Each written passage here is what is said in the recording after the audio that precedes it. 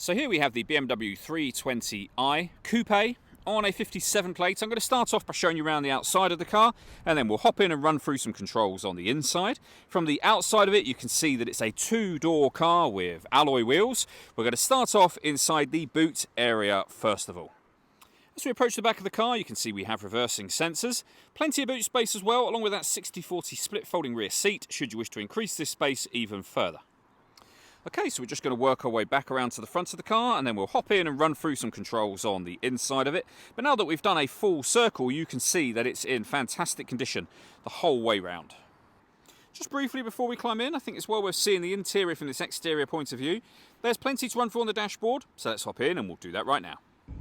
Okay, now that we're inside the car, we're going to start with the dials. Over on the right-hand side, we have the rev counter.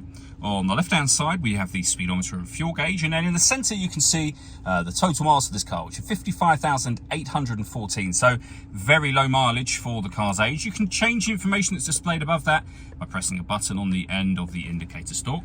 And if we back out to the steering wheel, we'll see out here we have our stereo controls available.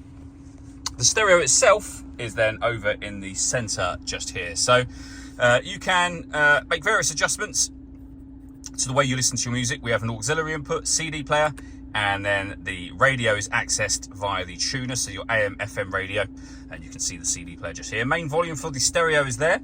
Over on the menu button, you can access your onboard computer. You can configure certain things, like, for example, if you want to change the time when the clocks change, you can do. You can change Celsius to Fahrenheit. And then you've got BMW customer service phone numbers there, should you want those as well.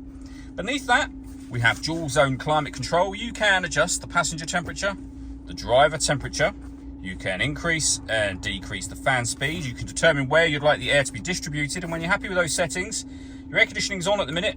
That's off, back on again, or hit auto. The car will now maintain the temperatures you've asked for by taking full control of the fan speed for you. You can override that whenever you wish to by making any manual adjustment. You'll see auto has now gone off. You can put it back on your own settings here. We can turn off the stop and start for the car as well. We then have a 6-speed manual gearbox.